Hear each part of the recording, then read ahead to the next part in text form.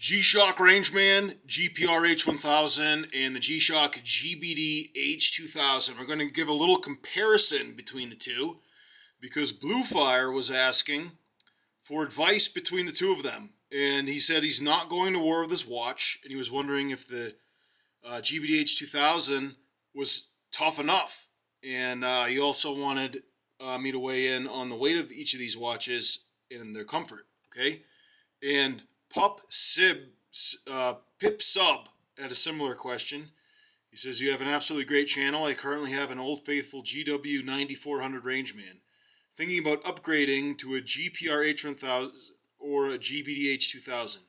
In your opinion, which is the best? I value your reviews. Thanks, John. Okay, so when you get a G-Shock watch, you want a tough, aggressive watch that, looks tough and aggressive, okay?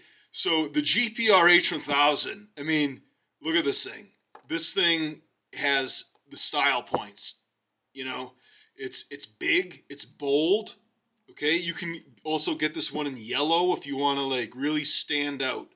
And I think that's a good way of putting about this watch, that it stands out, okay? Not just in attitude, but also in size. I would say it feels like you're wearing a meatball. All right, I know a lot of people don't like me to be critical of the RANGEMAN 3rd Gen, the GPR-H1000, but then there's also a whole lot of G-Shock aficionados, long-time G-Shock aficionados, who don't think that this is a real RANGEMAN because it has, this plastic is soft, and they say it looks like a toy and has a heart rate monitor, and this new interface that is just a step in a totally different direction from other G-Shocks. The Mudman. Here's a Mudman, the GW-9400, or excuse me, the 9500. It's like the classic type of LCD and everything. But anyways, this watch, the new RANGEMAN, appeals to a lot of guys just because of how its style, right? And then you look at the GBD-H2000, it looks kind of weird, right? And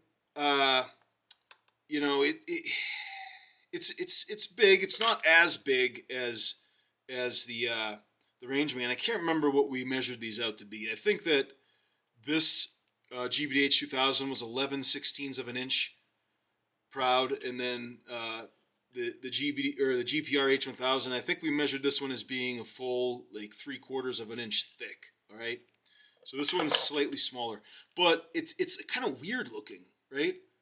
This one looks like a really a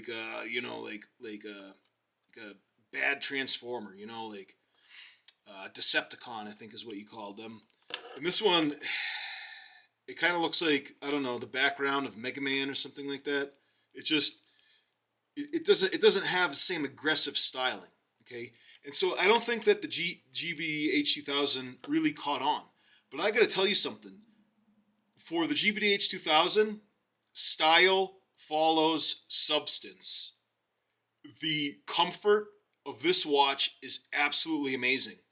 And I think that when they designed this watch, they were thinking about how it would work as a fitness watch, okay? So yeah, it's made of plastic. It doesn't have all of the metal that you're used to seeing on a lot of the G-Shocks, okay? And the back is nice and smooth, and it's this is a really soft plastic band. But as a fitness watch, it's great, okay?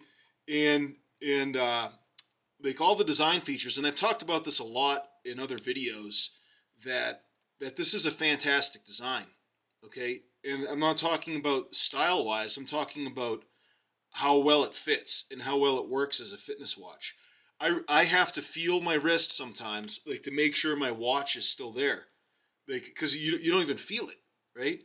Now, it's a G-Shock tough watch. It's up to G-Shock standards in terms of toughness, but it doesn't have that next level of toughness that the Master of G line has Like, this is the Man GW-9500, and I'm amazed by how tough this watch is. Like, I put this one through the ringer, but I have not put this one through the ringer because looking at it, I'm like, well, it's tough enough, and like I don't want to damage it, because like the tough tests that I put it through at work, I smash it into stuff, and it gets doused in all sorts of like diesel and PB Blaster, and there's like stray cats in the yard. I let them have that. But anyways, this the stray cats are at work. But anyways, this like, look at this. These like little parts in the back. These like rivulets allow sweat to escape from behind your watch. Okay, behind the band. And on the RANGEMAN, the GPR-H1000, like, this band looks like the hard band of the other RANGEMAN and the Mudman and the Mudmaster, right? But and it's kind of soft, but it doesn't have that comfort level that the GBD-H2000 has, right? And and also look at this, like, this keeper, it looks great. It looks like, style-wise, this looks amazing. You have a metal keeper, but it's annoying. It keeps on pinching me, right? And then the GBD-H2000 has a plastic keeper, which is definitely not as stylish. But when you're at the gym working out, it's not pinching you, and it's not just fitness. Like I wear this watch on my days off, right? I just find it to be really comfortable. And then I was wearing this one at work, which is the Mudman, until the RANGEMAN came out, and I thought, oh, this is like the combination of the two of these. This has all of the heart rate monitor. It has the fitness tracking. It has, all of the Bluetooth connection and everything that the GBD-H2000 has. But it has that, in addition to that, it has this mud resist feature with the mud resist buttons. So it must be tougher, right? Well, I found out the hard way that there's a design flaw or something happened, that these screws came loose, and one of the screws fell out. So I was actually in danger of losing my watch. The screw fell out at work, and so I had to send the RANGEMAN back for warranty repair. And they did something to put the screws back in, but it still seems like it's kind of loose. All right. Now, I just have to mention that, like, it's kind of a controversial issue about why my screws came out of this RANGEMAN. Like, the subject is hotly contested in the comments, with a lot of commenters saying that it's my fault. Okay. And a lot of those commenters who say that like, I'm responsible for my actions, they are RANGEMAN fans. They love the RANGEMAN. So, they may be biased. They may be like shilling for the RANGEMAN, okay? But just to be like, give you the bottom line to the YouTuber who asked, and let me check the comment again to see his name. Blue Fire. I prefer the GBD-H2000, okay? And so the retail price of the RANGEMAN is $500, and the retail price of the GBD-H2000 is $400. So I would take the GBD-H2000 because I do use the fitness tracking features, and I do wear it working out, and I lost 50 pounds. Okay, I used to weigh 300 pounds. I'm like, well, I guess I didn't lose quite 50 pounds. I like dipped below 260. I lost over 40 pounds, okay? And this fitness tracking stuff helped a lot more than I thought it would. When I first started wearing this, I was like, does that stuff really help? I'm just going to use willpower and go to the gym and eat less. I feel like the fitness stuff did give me a huge boost. And so, like, I just really like the GBD-H2000, but I just admit that it looks really weird, okay? It's definitely not stylish, but again, they designed function first in the GBD-H2000. That's how I feel, and they went with style first in the GPR-H1000. So that's my verdict, okay? And I don't want to discourage anybody from getting the RANGEMAN, but I have to tell you that the screws did fall out on me, and I do feel like I do find the GBD-H2000 to be much more comfortable. Okay, so I've been wearing this for the past few weeks since I got it back from warranty repair, and it was good to have back. You know, like I was really happy to get it back, and I wished it worked out better because like this watch I can wear to work, and then I can wear it to the gym, and then like you can keep like the step counter.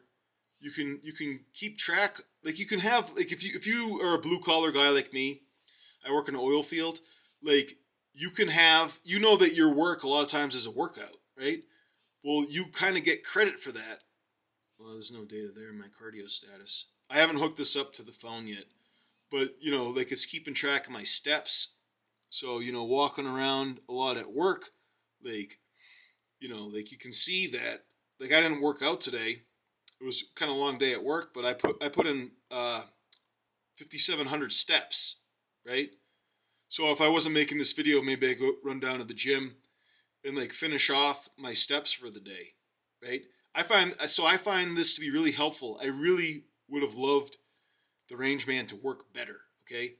But I know that when guys really want something, like you can't talk them out of it, right?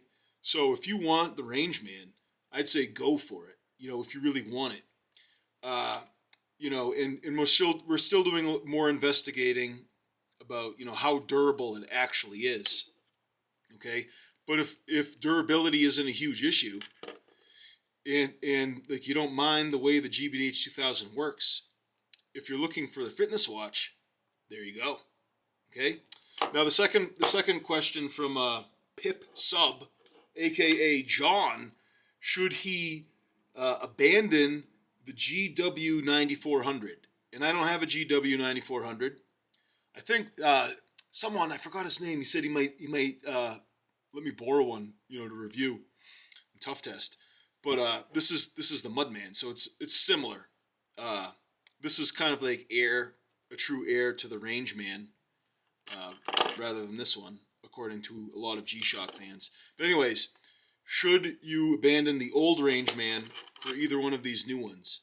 And I would say only if you're going to get a lot of value out of the fitness features.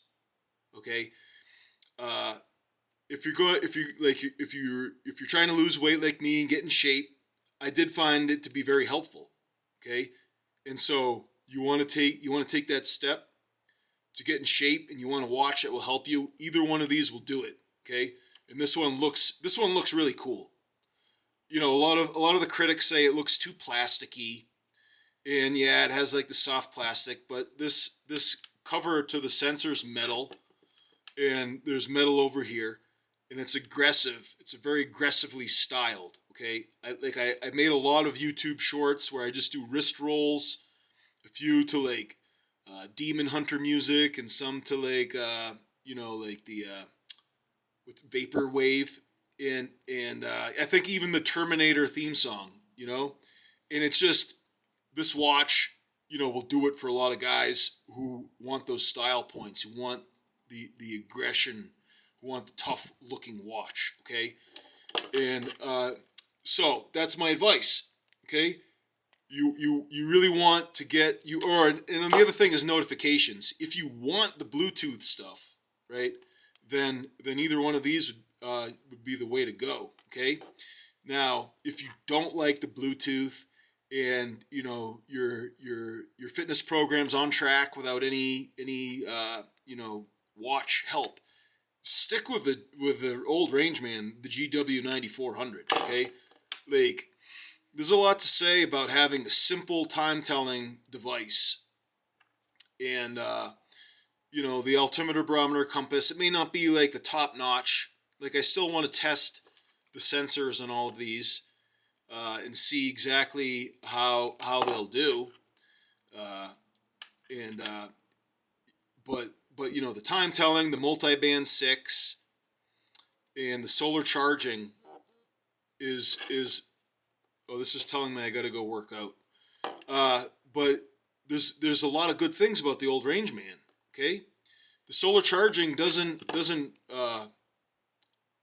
do a whole lot for either of these watches. It gives a little boost, but it can't totally run off the sun. All right. And so that's what I would say to John, aka Pip Sub. And then Blue Fire, you know, I would say that if you're up in the air between the two of them, I just love how this feels. And even though it's big, it's very light. The Rangeman's a little bit heavier.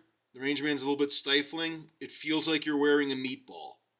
All right, and but I cannot deny that it looks a lot better. So, gentlemen, I just want to leave you with this: Jesus is the way, the truth, and the life. No man comes to the Father except through Him. I'm Jim Kincaid. Thanks for watching.